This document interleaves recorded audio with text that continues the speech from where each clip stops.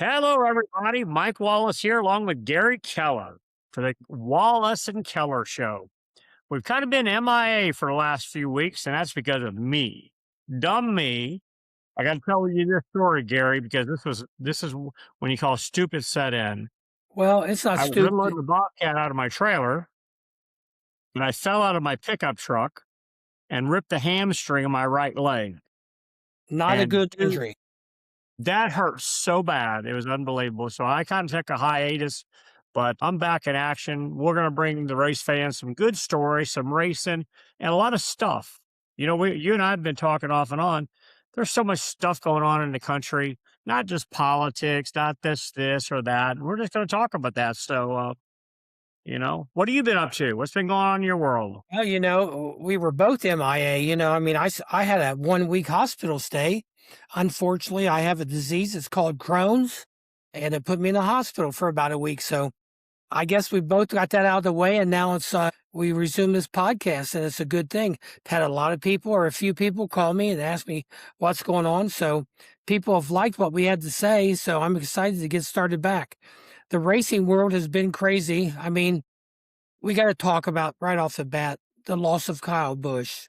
And you and I touched on a story, or a couple weeks ago we talked about this, and we talked about why doesn't a race car driver know when to take a leave of absence. And you made such a good point. You talked about how he probably feared that somebody would come in and take his ride. And you said a race car driver is always afraid of that. Can you touch on that just for a moment, Mike? I can, Gary, and I've talked more. I've talked to both my brothers, Kenny Wallace and Rusty Wallace, about this, and other drivers. So what happens is, as race car drivers, we are what they call independent contractors. We work for ourselves, but we're employed by teams or hired by teams to drive. Well, if you're hauling the mail, winning races every week, and you're out there, you're not scared of anything. But when you're not running well every week and you're kind of struggling, and all of a sudden you get hurt, the last thing you want to do is admit that you're hurt or not feeling good, because they'll go, okay, we'll get somebody else to put in the car. You go, no, most people will go, oh, that's no big deal, right? But what happens, and it's happened out of more than once, heck, that made Brad Keselowski's career when he replaced Ted Musgrave, is that they get in the car and have that lucky day where they run way better than you do. And then the team goes, oh, well, hell, our problem the whole time has been the driver. And they want to replace you, even though Kyle Busch is irreplaceable. And his symptoms, his situation happened so quickly. And it was a total health situation. It had nothing to do with being in the race car.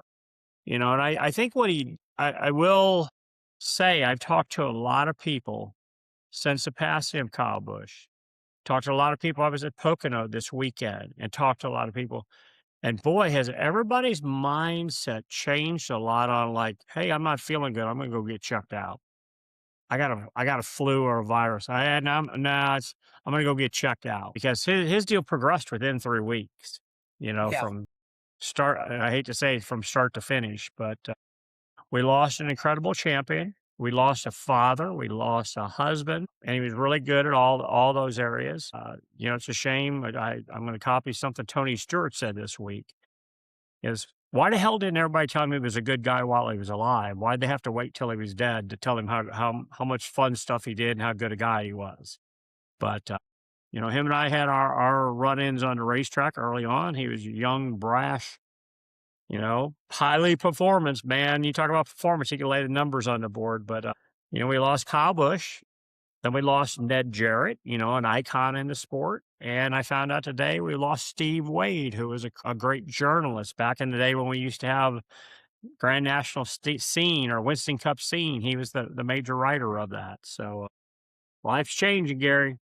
Yeah. Things really changed for Kyle a lot whenever he hooked up with Samantha. They got started talking about Christianity. I talked to Kurt about this several years ago, and apparently Joe Gibbs and the gentleman that owns Interstate Battery, who is a devout Christian, they both pretty much put the full court press on Kyle and said, "Hey, things are going good for you. Why not accept the Lord to the fullest extent?" Not that he was not a Christian believer, but I mean, it was really heads on for him at that point in time, and he converted. And that's one good thing about it. I know that Kyle Busch is definitely in heaven. Yeah, well, that's one thing you gotta be very happy with, and, it's unique how that changes too, from people varying away from the race world a little bit. I had watched an interview with JD Vance last night, and it was very interesting on the Christianity side, because JD said early in his life, he was just wanting to be successful. He said almost considered himself an atheist of some form. And then he realized that all he was trying to do was be better and be greater, but nothing was really working. But all the people that were around him that were doing well and successful had a very strong Christian faith base. And he got on that, got on that train. And he says, man, that was the best thing I ever did. Yeah, and look where it's landed him. I mean, Yeah. not to get off the racing for a second, but we talk about a little bit about everything. I mean, this administration with JD and Marco Rubio and the strong cabinet that Trump, the team that he's put together is magnificent, and I pray for him all the time. But man, what a team! I mean, I hope that the Republican Party can pick up the sticks, whenever the election time comes around again in 2028, I think it is. So I'm excited for that to Yeah, I trans. think there's a lot of great things going on for everybody in this country. And if you feel it's not, just step up. The opportunities are there for you. Be positive. Surround yourself by great people. Surround yourself with nice people. Just be nice to everybody. And I think the opportunities to make a good living, to have good friends, to have a good home life, have a good faith based life are good. And, whether you're a race car driver, you're a plumber, you're an electrician, whatever it might be, the opportunities are there. As they say, man, DJT is knocking it out of the ballpark. Fortunately, as we all know, and you and I talk, the whole administration stuff now and then. I got some friends in Washington, and there's no, what you see is what you get, and it's getting done. That's what I like. We're getting Yeah, things done. I like the way the Republicans they go on Capitol Hill and they get drilled by the Democrats and they don't care. They just tell them to kiss my ass, basically. Yeah. Your buddy Cash Patel, fantastic at doing that. Yeah, I think I swear I never realized politics was so corrupt, man. I really didn't. I didn't realize there was one side that will just, and you'll get this opinion. The greatest part about it is 50-50. One side likes this, one side likes this, the other side hates this, the other side hates this. But I'm hoping someday in our life, because one side right now just lies, man. They lie hard, real lie. Like if we did that to real people, we'd get shot for it. Yeah, But, I hope there's someday we can all just agree to disagree. We can have our opinions, and it may not be the same, yeah, and we can sit around just like we're talking about a race, well, instead of thinking one person's gonna win, we think 5 different people yeah. will win the race. Yeah, I was hoping that you and I could always remain biased and kind of in the middle of the road, but unfortunately, ladies and gentlemen, we can't. Mike and I are both strong Republicans and we have our beliefs and we like the direction the country's going right now. Are things perfect? Hell no, they're not. But at least we got somebody in an administration that cares and that is trying to do something. That speaks volumes to me. Yeah, and I'm gonna tell you one of the most important things we got going for us, Gary. Now, we got an incredible first lady. Man, We got no, style, we got grace, and we got class all in one right yeah, there, so no a little nonsense. credit right there. Yeah, no nonsense, so I don't know. And Laura Trump, Eric's wife, she does fantastic on Fox on Saturday night. I mean, she's phenomenal as well, you know. So enough for politics for a minute. So we've covered the thing with Kyle Busch. Man, we have to talk about what's going on with Toyota. And they're so strong this season that you have to wonder what Ford and Chevrolet are thinking. What can they do, Mike, Well, to I settle was this? at Pocono this weekend, Gary. I went up there Correct. and I was, visiting some friends, entertaining some friends at the racetrack, and I was shocked. And everybody go, well, why were you shocked? Well, it's just the way the world works. Everybody at the racetrack, inside the racetrack, was so nice to me. Everybody we talked. Everybody wanted to tell me everything. Even NASCAR officials. Here's what's going on. And come to the drivers meeting, listen to what the latest greatest things are. So what was talked about is showing that Toyota has really taken the ultimate team approach this year. And at the end of the race at Pocono, it proved it. The legacy cars all ran up front. The Jimmy Johnson Legacy Racing Team, with John Hunter Nemechek and Eric Jones, they all started sharing a lot of information demanded by Toyota. You share within the Toyota camp, and they're all running good. And you know they're utilizing the team effect. They're utilizing all their engineers far abroad too, not just here at the race teams in the Charlotte, North Carolina area, not just out in California at TRG, but around the world. Toyota's got that new Toyota Racing Guzzo or Gozo, it's called. They're on the Haas F1 team, even, gaining and supplying information there. So they're big time racing right now. The technology, I don't know how they can be so far ahead, but my gosh, it's just overwhelming with what they've done. I don't think I've ever seen, we've seen some dominance over the years, Mike, you and I both have, but I don't think I've seen right out of the chute of one season where there's been this many races that have been so dominated. I mean, maybe Jimmy Yeah. Johnson the one year, I think he won the last championship. It was very domineering for him that year, but I mean consistency with the teams, as you said, all the Toyota teams are running so strong. Yeah, well, and it is very unique.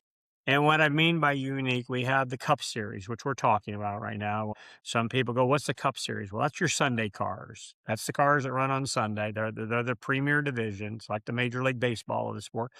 But then we switch over to Saturday, which is called the O'Reilly Auto Parts cars. And Chevrolet with Dale Jr. and Junior Motorsports. I can say Dale Jr., Junior Motorsports is just winning about every race there is. Justin Allgaier, in all the years he's raced, he just won his 5th race of the year. It's more races than he's ever won in his career in one year. And he's not even halfway through the year. So one brand's dominating in one series, and another brand's dominating in another series. So there's a lot of equality out there, a lot of effort. I was proud to see the amount of what I call effort that everybody puts forth in these cars. They've narrowed them down so much in the rules package, even on the O'Reilly Auto Parts cars, which I talked to the guys about up there. It's, my God, we're changing bodies every week. We're changing quarter panels. We're dealing with thousands, thousands of an inch. But that's what it's taken to be competitive. So the sport's prospering, Gary, prospering really is strong. And let me tell you what I did on Sunday, and you'll be amazed. I think you'll be impressed about this.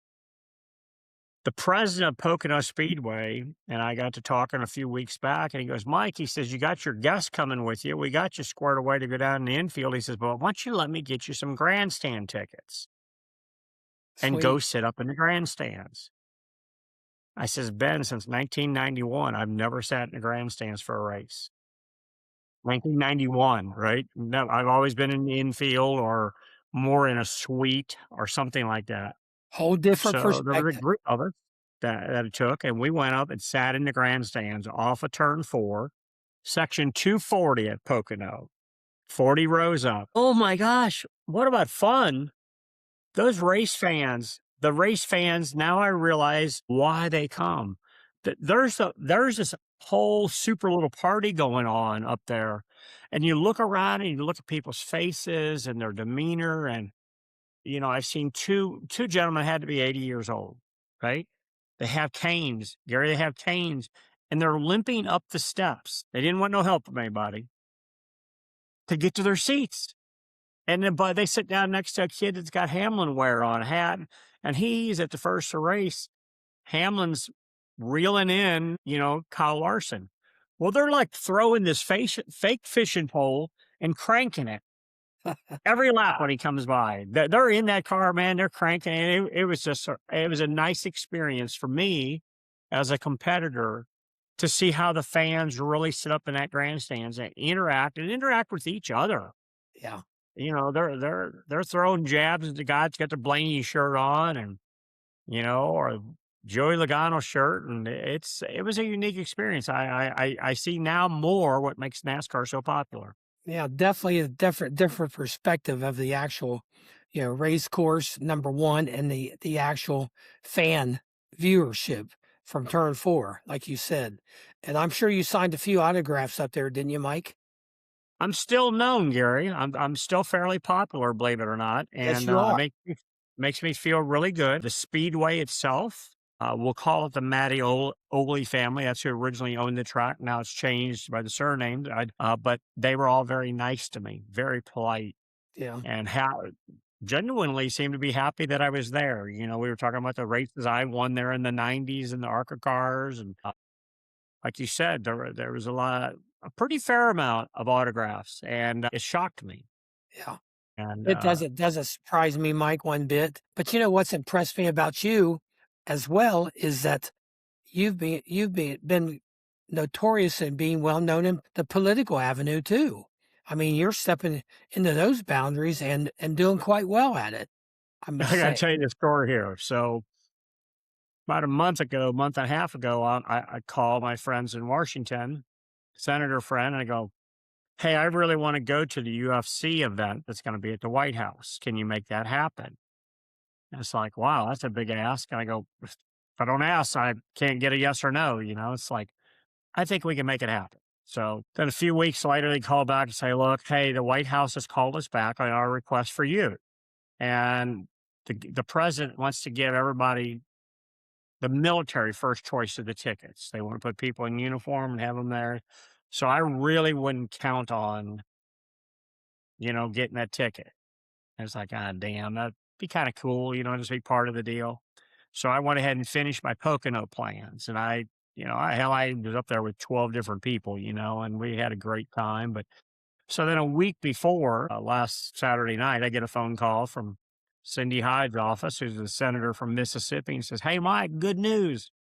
The White House just called us and they approved your ticket. We got a ticket for you Get for the heck. Saturday and Sunday. And I went, you So gotta be kidding me. you've made all these plans with your friends from Pocono, from the state of Pennsylvania. So, you can't Yeah. back out of that obligation. No, so I mean, and I didn't back out of it. But after watching the event on television Sunday night, the UFC part. Now, listen to me. It wasn't the UFC part of the thing. It was the event of the thing I wanted to be involved with. Right. I wanted to see that. I wanted to feel it. I wanted to touch it. I wanted to, maybe run into the president. I knew the right people that would be Could get walking could by, and I'm not, but what a great event that was. And on Saturday, I don't know, did you see Travis Pastrana and Ricky Carmichael and Jeremy McGrath and all them jump their dirt bikes? I did. I thought they did a beautiful job. They were very patriotic. They were very professional. They were very thankful. And I sent Travis Pastrana a note last night. I didn't know that he would respond to me. It was a number I had from before. And man, within about 15 minutes, he sends me this nice, fairly long text back thanking me for, complimenting him. But he said, man, you can't believe the hell I'm getting from people for jumping at the White House. I said, well, you just tell them people to go to hell. Really. I Yeah. said, man, I'd take that advantage anytime you can. You guys did good. You represented the country well. You represented all motorsports well, especially motorcycles, and you look good. You all look good. You all said the right stuff, and Yeah. what a great experience. So I that mean, was the start of a really nice celebration for our 250th year of existence here in America. We still got the IndyCar race coming up. The Freedom 250 is going to come up in August. I did make a call on that too. I called ORP, that yeah, means Roger Penske, and said, Lipinski, your buddy. RP, you think there's any way, think I could be part of that deal in any way? And he goes, I don't know if you'll be part of it, but you can be here. Yeah, there you go. Yeah. I might join you over there. We're so close, but Yeah, and just so people know, that race is being put on, Gary, and it is free of charge to the race fans. unbelievable. It's a victory celebration for the United States of America, a 250-mile race in the streets of Washington, D.C., and it's going to cost nothing for the race fan to come attend it. They can walk every part of the course. They can stand up by the the Washington Monument, the Lincoln Center, all the backdrops. And you think about all the historical not memorial sites, but museum sites that are going to be around that racetrack. It's going to be a blast. Going to be a blast. Okay. I think so. That'll be exciting for sure. Yeah, and then we jump out of that. We're talking about Washington, but I guess we got to stay current. The Cup cars, the O'Reilly Auto Parts cars, the trucks, they're racing at a Coronado Naval Base out in San Diego this weekend. That'll be big. Yeah, Yeah. that's cool. Be a little bit different. That race course that they've set up. Of course, we all know that's an old naval base, correct? Yeah, I think it's a current naval base. I mean, Yeah. it's operated and occupied by the U.S. military on a daily basis. I see. So, I Yeah. think I think they call it a naval base. Mhm. Somebody had to look that up for us. Coronado Air in San Diego. But I think that it's an active air base. They went on site. They resurfaced some roads and changed some things here and there. But you're literally racing on the base. Yeah. But I don't know that we've talked enough recently, but another great, super cool thing that's happening out there this week. On Thursday, this coming Thursday, the truck that I won the inaugural truck race with at Daytona Don't tell me this. is being transported to San Diego. My daughter, my buddy Rusty West, found that it was for sale. They bought it and they've given it to me. The Napa team, Bill McAnally, is good enough. They're loading that truck up and they're hauling it back here to Charlotte. So next week, I'm going to have the truck from 26 years ago that's so historical that won the inaugural truck race at Daytona back in my possession, in my house. I'm going to put it in the basement of my house. And I am so jacked up and excited, man. Yeah. That's a big deal. Yeah. Well, ladies and gentlemen, I got to tell you, you just heard the statement from Mike saying that he's going to put that truck in his basement. Let me tell you, first of all, this house is a mansion that he lives in. So inside his trophy room, that car is going to be beautiful just sitting there. So you have to take a picture and send it to me. Better yet, I'll come down and take a look at it when it's in your basement. But are you going to be You're always welcome here, Gary. And we always got space. I'm kind of an empty nester, unfortunately, anymore, and so I got gobs of room. Yeah, I know you do. But you've also got a lot of friends and you've got a great family and great kids Yeah. that stick by you. So that speaks volumes as well. But tell me, are you going to get a chance to drive that truck at some point in time, doing a pace laps or something possibly for one of the truck races? You know what, Gary? No thought has been put to it, but the truck is raceable. It's got a race motor in it. It's off the racetrack. It should start up and run, and I'm going to make it that it runs. It's got a Robert Yates engine in it, a race engine, and why not? I think there's a lot of people that would be interested in seeing that Oh, truck hell yes. and realizing that 26 years ago, that truck doesn't look a whole lot different than the trucks that are on the racetrack today. I'm sure your old buddy Michael Waltrip would talk that up. Yeah, and that baby ran 200 mile an hour at Daytona. Yeah. And so we're gonna do that. I'm in the process of getting my pro late model put together. I took one of my Hampke cars, or Matt's Hampke cars. Dale Francis out of Ohio built me a new 604 crate motor that's in that thing, and we're going to go run a few of these new IHRA pro late model races. Nice. Tell the audience about the race that you won post your accident, which you got into the race car right after you healed up, and you told me that you were racing this weekend. And I thought, oh, damn, Mike, think about this. But what a dumbass, right? That's what you were thinking. And you not only survived it, but you won the damn race.